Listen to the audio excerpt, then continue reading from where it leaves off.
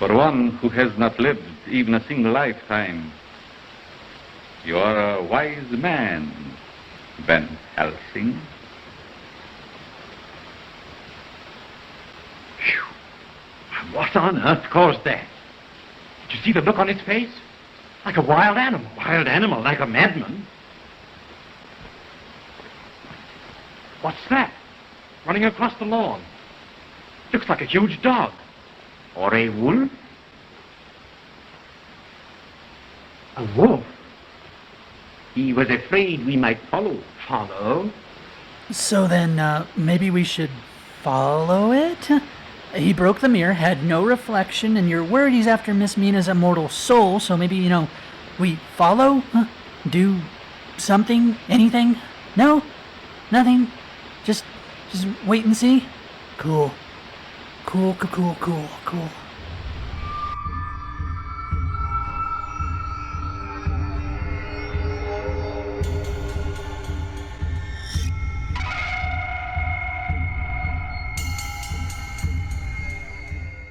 Welcome to Monster Menagerie, brought to you by the Paladin Archives. I am your humble host, Mason Kren. Mason's the title, Kren is my name. It is 2026, and that means it's time to start things fresh. I hope your holidays were merry and bright, and I hope you haven't already fallen off that New Year's resolution. When we started Monster Menagerie, we started with a monster that I felt was core to the very idea of the modern monster, the vampire. From there, we dabbled with demons and then added a little human touch by visiting our witches. But this year, I wanted to spice things up a bit. Instead of looking at more monsters that go bump in the night, let's take a look instead at the men and women that step into the shadows to slay them. No, strangely, I'm not actually talking about the Paladin Order. For those that are new, everything we do here at the Archives revolves around the Paladin Order and a snazzy novel that details their stories, cough cough. They are a clandestine order of hunter priests answering to the Vatican, spread worldwide and defending humanity as the left hand of God. But not everyone, even within our world, wears a cassock when they fight evil. Sometimes paladins don't just have to deal with monsters, they have to deal with other monster hunters. And trust me, I get an earful when amateurs interfere in official business. So, I thought it might be fun to look at some of the most quintessential monster hunters in modern fiction, see their backstory, look at their skills and arsenals, and decide how helpful or annoying they'd be to the Paladin Order. And to follow tradition, it only seems right to start where the modern monster hunter was born, alongside the modern monster. We're coming full circle on Monster Menagerie as we look at Abraham Van Helsing.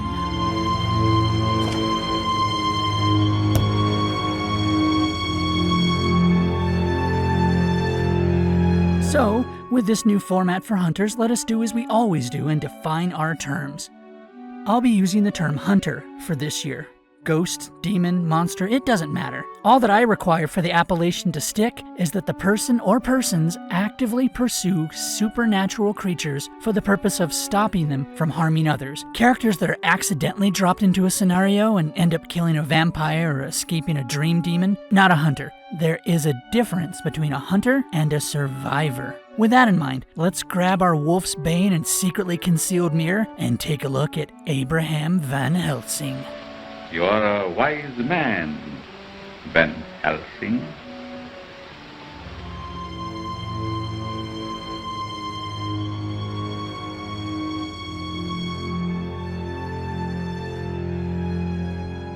The 1931 film Dracula introduces Professor Van Helsing as an expert in the occult. Upon arriving, he immediately has suspicions about Renfield, which then connect directly to Count Dracula. And maybe it's just nearly 100 years worth of reflection on the film, but yeah? Actually, it's funny I should say reflection because that's the very thing that gives Dracula away.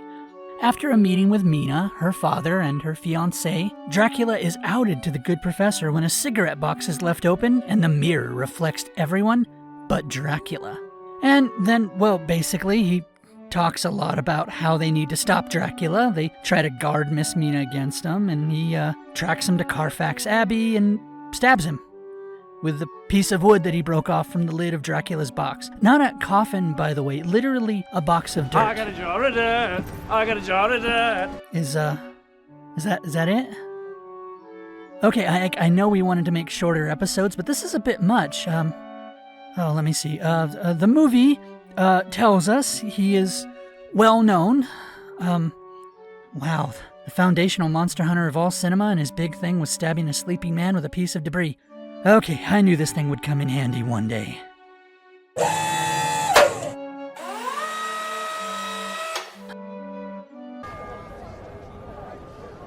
Van Helsing!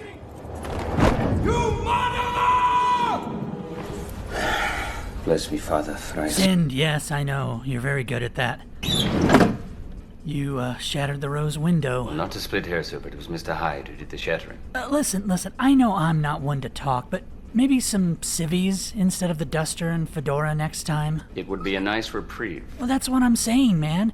No need to look like Victorian-era Neo out there. It's drawing a lot of attention. Have you seen the wanted posters?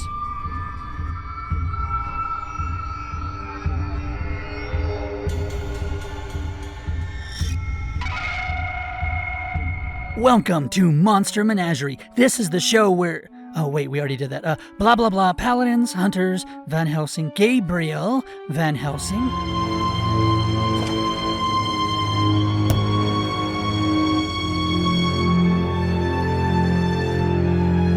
Blah, blah, blah. Snappy quote. Let's go. Let you know you're alive!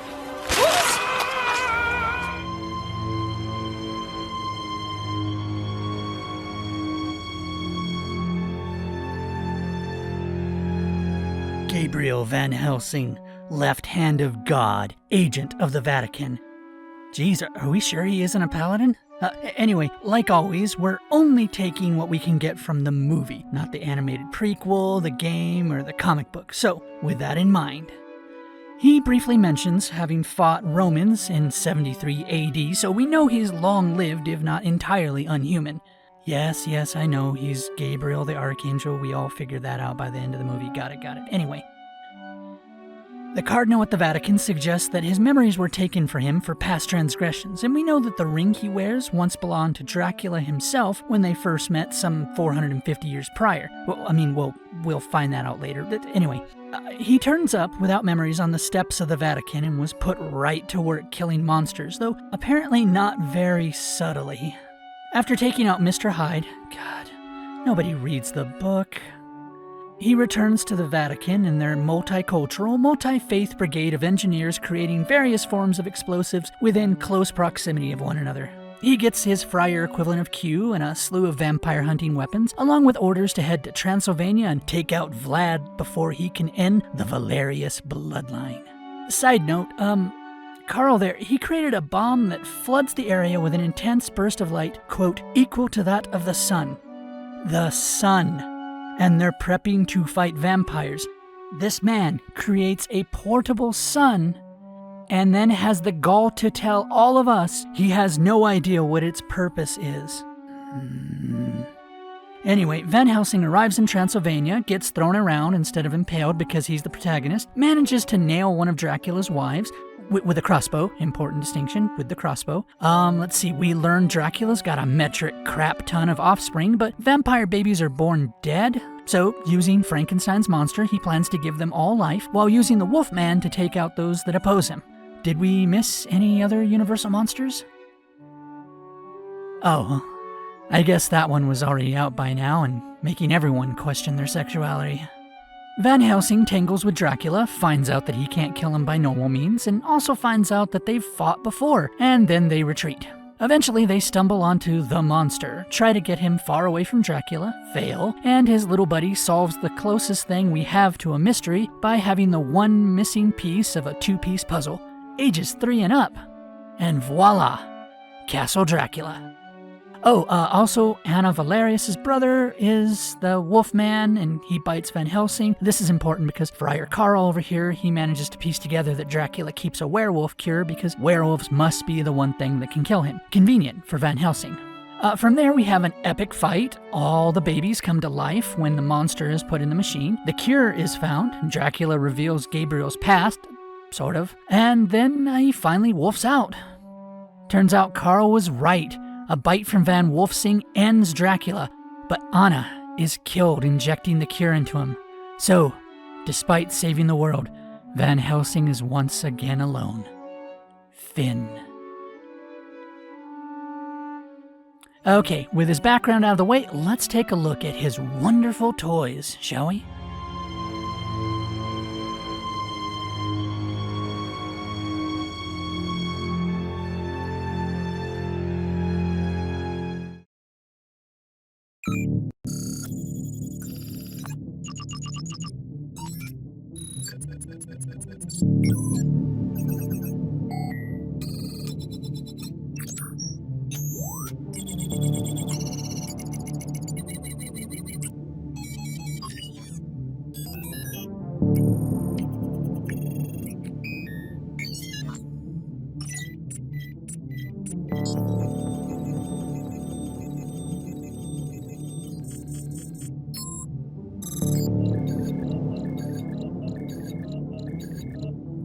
Okay, Gabriel, let's take a look at that arsenal. I picked out his top 3 weapons to get a closer look at. First up, the gas-powered repeater crossbow. Created by the Vatican, this little beauty would make Zhuge Liang blush.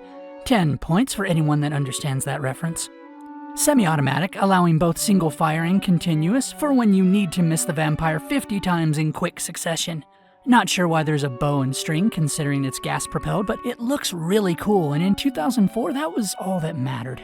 Speaking of, twin buzzsaws, apparently called the Tojo blades, are the next cool-looking weapon that I just don't, they're not going to work. A squeeze crank powers them up, allowing for melee combat, selective disassembly of the local architecture, and even, somehow, ranged attacks. Finally, his twin pistols, loosely modeled after the Webley Fosbury 435 automatic rifle. Loaded with lead or silver, they proved lethal to anyone in his sights. Except Mr. Hyde. Or the Wolfman. Or Dracula. But still, did you see those sweet grips? Oh, and weapons aren't the only thing Van Helsing has up his sleeve. Near the end of the movie, our left hand of God picked up a bad case of lycanthropy, which, even outside of his wolf form, let him show off extraordinary strength. Not only did he leap multiple stories to enter Dracula's castle, he did so carrying a person in each hand like he was palming basketballs. If we assume Carl and Anna each weigh in the neighborhood of 120-ish pounds, Carl looks kind of tiny, that's at least 240 pounds that he just ignores while wall jumping like Hornet/Mario/Ezio up the side of the castle. Oh, and one more little curious ability that I might as well mention. He apparently has the capacity to sense evil, whatever that means. When he focuses on a target, he can apparently ascertain its nature, and if he doesn't clock it as evil, he can't kill it. Whatever it is, evil may have created it, may have left its mark on it, but evil does not rule it, so I cannot kill it. Interesting arsenal, interesting power set, but how does this mesh when Van Helsing's mission crosses paths with the Paladin Order?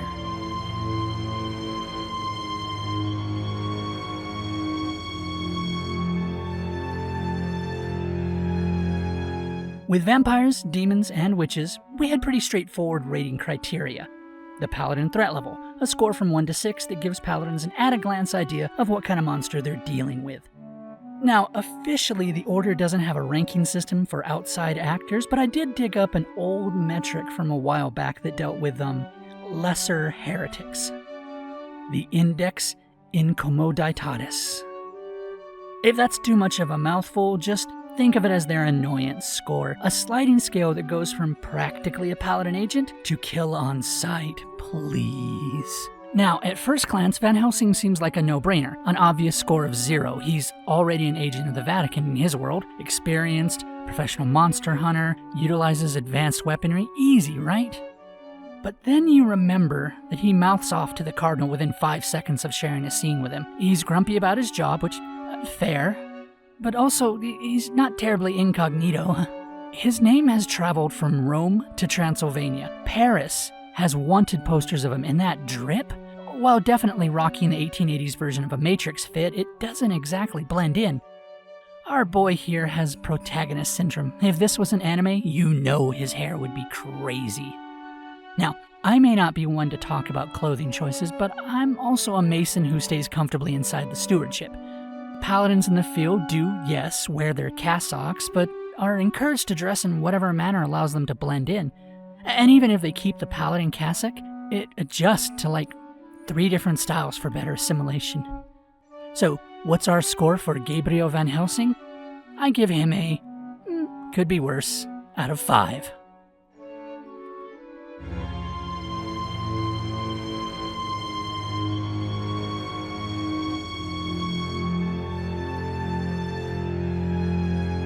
So, there you go. 2 Van Helsings for the price of 1. How do you like that? Don't say I don't love you guys. Now, don't expect to be spoiled like this every month. For reals though, we're off and running in 2026 with the Year of Hunters. What do you think of Van Helsing? Oh, and our new format. If you have any suggestions for a hunter you'd like to see us dive into, leave it for me down in the comments below. And don't forget to swing by our socials. Catch us on Twitch and keep an eye out for our new revamped website. It's gonna be awesome. Oh, you like the remodel we've done around here? You can thank resident artist here, Udility. Make sure you check him out on VGen if you have anything you need done. Thanks again for watching, and don't forget to like and subscribe. I'll see you back here next month for our next set of hunters. For now, I actually just got a group text that one of the more annoying local hunters has been detained and they need a mason to help process my, I need to make myself scarce. Until next time, keep your eyes peeled. You never know what's hiding out there.